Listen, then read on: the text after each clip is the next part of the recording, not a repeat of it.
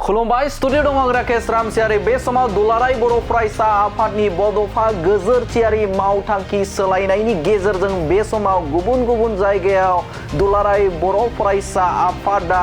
जौ जुवा आरो ड्राग्सनि बेरेखा सोलोंथाइफोरखौ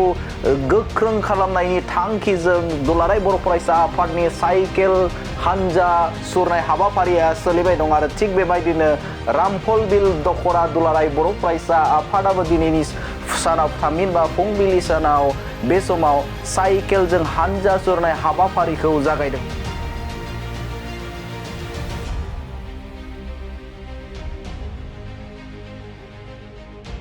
आरो बे हाबाफारियावनो दुलाराय बर' फरायसा आफादनि लोगो गाहाय नेहाथारि बिथां दिनेश ब्रह्मआ बाहागो लानानै गोबां गोनां बाथ्रा बुंनायखौ नुनो मोन्दों। बिथाङा बुंथिदों जे बे समाव जाय बिथांमोना बे समाव दुलाराय बर' फरायसा आफादनि जे खामानि मावनाय थामहिनबा सोलोंथाइ बिथिङाव नोजोर बोनानै बे समाव हानजा सुरनाय आरो गुबुन फारसेजों बिथाङा बुंबावदों जे ड्राग्स जौ जुवा आरो माखासे मानि जे आयेन बेरेखा खामानि मावनायखौ होबथानो थाखाय गोबां स्ल'गान लानानै बे समाव दुलाराय बर' फरायसा आफादा साइकेल रेलि हाबाफारि लानाय जादों होननानै बिथाङा बुंथिनायखौ नुनो मोन्दों। आथिखालाव बर' हारियाव गोबां समाजारि जेंनाफोरा गोख्रोङै नुजाथिनानै बर' हारिखौ दावगानायाव जथेस्थ' मोनसे लेभेलाव जोंखौ जेंना सोमजिहोदों आरो बे जेंनाफोरखौ रायजो राजाखौ लानानै दुलाराय बर' फरायसा आफादा जोङो बे नुजानाय जेंनाफोरखौ सुस्रांनो थाखायनो रामफलबिल दख'रा दुलाराय बर' फरायसा आफादा साइकेल हानजा सुरना लादों। जों बे गिबियाव जों बुंनांगोन आथिखालाव जों नुदों जोंनि लाइमोन सेंग्रा सिख्लाफ्रा जायफोरा कलेजाव फरायनाय, जायफोरा स्कुलाव फरायनाय, जायफोरा इउनिभारसिटि फरायनाय, बिथांमोना ड्राग्सजों फेग्रा मुवाजों गफबनायखौ जों नुदों आरो जों गिखांनाय मोनदों दुलाराय बर' फरायसा आफादा। आरो बे समाव दुलाराय बर' फरायसा आफादा गावनि नोजोर आरो थांखिजों बे समाव खामानि मावलांबाय थागोन होननानै बिथाङा बुंथिनायखौ नुनो मोन्दों। गुबुन गुबुन जायगाफोराव दख'रा फरायसा आफादफोरनि जे बानजायनाय बे बानजायनायाव बे समाव गुबुन गुबुन जायगायाव साइकेलजों हानजा सुरनाय हाबाफारिया सोलिबाय दं होननानै बिथाङा बुंथिदों। आरो बेनि अनगायैबो जाय बिथांमोना समाजारि बिजोङाव दुलाराय बर' फरायसा आफादनि जे खामानि मावनाय बे खामानि मावनायनि सायाव बुंनाय बाथ्राखौबो बिथाङा गोख्रों बाथ्रा बुंनायखौ नुनो मोन्दों। बिथाङा बुंथिदों नोंथाङा जुदि बर'नि थै दङब्ला बे समाव दुलाराय बर' फरायसा आफादनि जे खामानि मावनायाव बाहागो लाफै होननानै बाथ्रा बुंथिदों बिथां दुलाराय बर' फरायसा आफादनि लोगो गाहाय नेहाथारि बिथां दिनेश ब्रह्मआ। जोंनि थांखिया नोजोरा जाहैबाय बड'फा उपेन्द्रनाथ ब्रह्मआ जे बर' हारिखौ मोनसे गेरेमसा माहारि दाफुंनाय, नाथाय बिथाङा अबथिरायै रुंसारि जालांबाय। दा बिथाङा जे बर' हारिखौ मोनसे आबुं माहारि दाफुंनो जि सिमां नुदोंमोन, बे बिथांनि जि सिमां बेखौ मोगथां महर होनो थाखायसो दुलाराय बर' फरायसा आफादा जों बेफोरबायदि हाबाफारिखौ लादों। बुंग्राया बुंबाय थागोन, समाल'सना खालामबाय थागोन, जों बेवहाय रावखौबो जों दुसिया। मानोना बिथांमोनाबो माबा मोनसे बिथिङाव जोंनि मावनाय दांनायखौ बिथांमोना बुजियाखै। जोङो खावलायगोन नोंथांमोनाबो ओंखारबो, नोंथांमोनाबो फै। मानोना नोंथांनि देहायाव जुदि नोंथांनि सोलेराव जुदि बर' थै दङब्ला, बर' हारिखौ मोजां मोनोब्ला नोंथांबो ओंखारबो। आरो बेनि अनगायैबो बिथाङा बुंथिबावदों जे जाय बिथांमोना समाजारि बिजोङाव गोबां गाज्रि दुलाराय बर' फरायसा आफादनि जे खामानि मावनायखौ गाज्रि बाथ्रा बुङो, बैफोरबायदि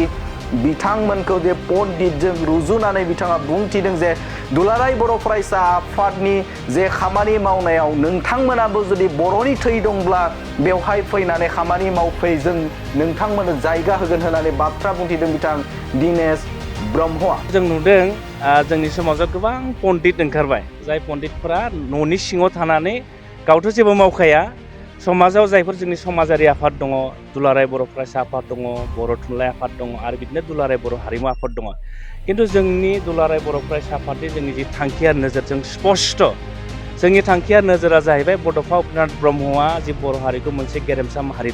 दाफुंनाय। आरो बिथाङा बुंदों नोंथाङा जुदि थै दङब्ला फैनानै खामानि मावफै आरो बर' हारिनि थाखाय नोंथांखौबो बावसोम। समाजारि बिजोङाव गोबां बाथ्रा बुंनानै जेबो मुलाम्फा गैया होननानै बाथ्रा बुंदों। नोंथाङा जुदि बर' हारिखौ मोजां मोनोब्ला, बर' ससाइटिखौ नोंथाङा मोजां मोनोब्ला, बर'नि साफ्रोमबो रायजो राजाफोरखौ फरायसाफोरखौ मोजां जाजानो जुदि नोंथाङा लुबैयोब्ला बे समाव नोंथाङाबो फैनानै दुलाराय बर' फरायसा आफादाव फैनानै नोंथाङाबो खामानि मावफै होननानै बाथ्रा बुंथिदों बिथां दिनेश ब्रह्मआ आरो बिथाङा थांखिदों जे जाय बिथांमोना बेफोरबायदि बाथ्रा बुंदों बे बाथ्रा बुंनाया जेबो समाजाव सोलायनाय लाबोआ होननानै बाथ्रा बुंदों आरो बिथांमोना बर' हारियाव मोजां मोनग्रा सासे सुबुं नङाबो होननानै बाथ्रा बुंदों बिथां दिनेश ब्रह्म आरो रोखायै बाथ्रा बुंदों जे दुलाराय बर' फरायसा आफादनि जे थांखि बे थांखिया थोंजों आरो जा मावगोन बर' हारिनि थाखाय खामानि मावगोन होननानै बाथ्रा बुंथिदों आरो थिग बेबायदिनो गुबुन गुबुन दख'रा फरायसा आफादनि जे बानजायनायाव बे समाव साइकेल रेलि हाबाफारिया सोलिदों आरो बे हाबाफारिनि गेजेरजों बर' माहारियाव जे ड्राग्स जौ जुवा उन्दै बैसोआव हाबा जानाय गोबांखिनि थांखि बे थांखिजों बे समाव स्ल'गान होनानै बिथांमोना आयेन बेरेखा खामानिफोरखौ होबथानो थाखाय स्ल'गान होनानै बिथांमोना सोमावसारनाय थामहिनबा बे समाव हानजा सुरनाय हाबाफारिखौ लानायखौ नुनो मोन्दों बे समाव दुलाराय बर' फरायसा आफादनि लोगो गाहाय नेहाथारि बिथां दिनेश ब्रह्मआ आरोबाव मा बाथ्रा बुंदों नोंथांमोननि गेजेराव आबुङै होनि रामफल बिल दख'रा दुलाराय बर' फरायसा आफादा माखासे जोंनि समाजारि जेंनाफोरखौ लानानै बिथांमोना गामिनि रायजो राजा बिथांमोनखौ सांग्रांथि होनो थाखाय साइकेल हानजा सुरनाय हाबाफारि लादों। दा जों मिथिगौ आथिखालाव बर' हारियाव गोबां समाजारि जेंनाफोरा गोख्रोङै नुजाथिनानै बर' हारिखौ दावगानायाव जथेस्थ' मोनसे लेभेलाव जोंखौ जेंना सोमजिहोदों आरो बे जेंनाफोरखौ रायजो राजाखौ लानानै दुलाराय बर' फरायसा आफादा जोङो बे नुजानाय जेंनाफोरखौ सुस्रांनो थाखायनो रामफल बिल दख'रा दुलाराय बर' फरायसा आफादा साइकेल हानजा सुरना लादों। जों बे गिबियाव जों बुंनांगोन आथिखालाव जों नुदों जोंनि लाइमोन सेंग्रा सिख्लाफ्रा जायफोरा कलेजाव फरायनाय जायफोरा स्कुलाव फरायनाय जायफोरा इउनिभारसिटि फरायनाय बिथांमोना ड्राग्सजों फेग्रा मुवाजों गफबनायखौ जों नुदों आरो जों गिखांनाय मोनदों दुलाराय बर' फरायसा आफादा जोंनि लाइमोनफोरा जुदि जायफोरा इयुनाव बिसोरनो फिउचार दङ बिसोरना केरियार दङ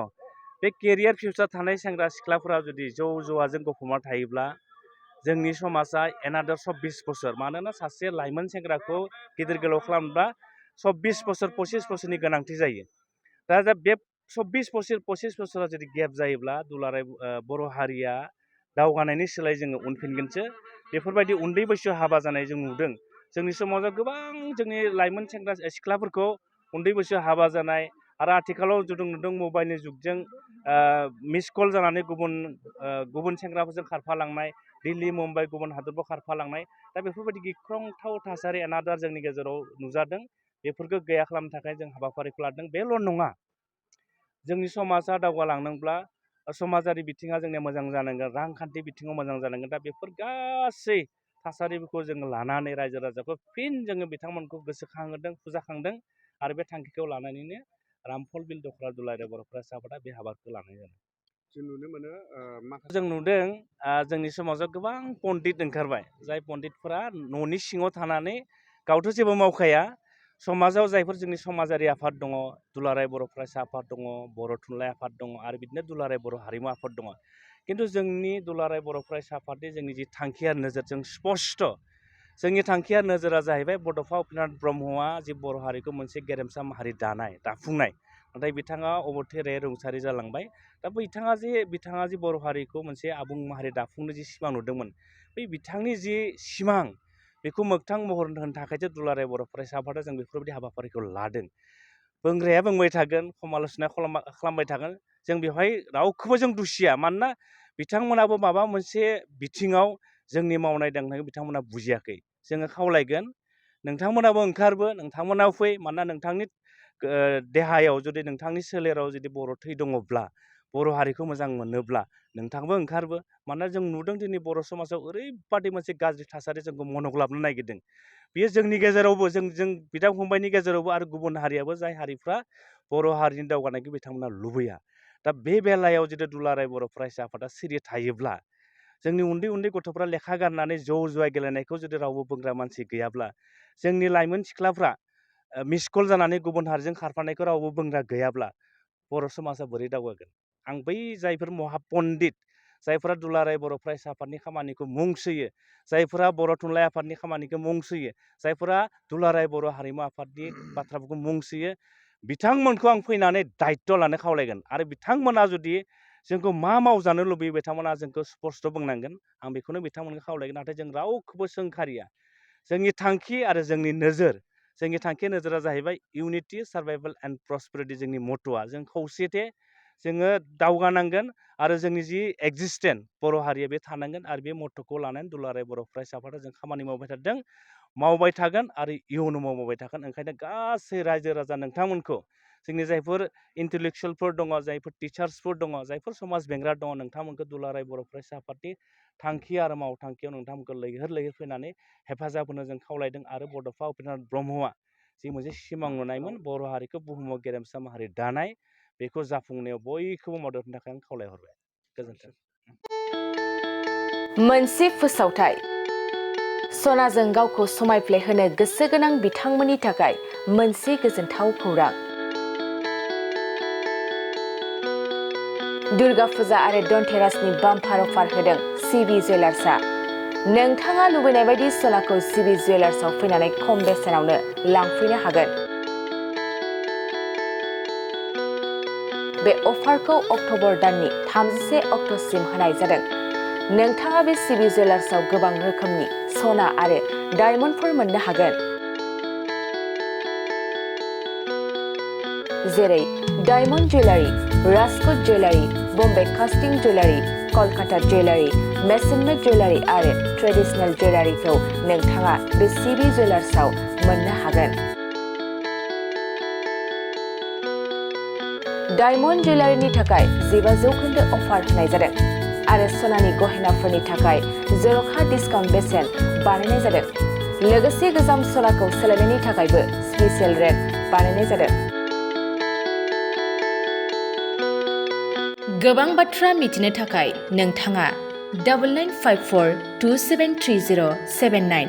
बे जानबुं नाम्बारनि गेजेरजों मिथिनानै लानो हागोन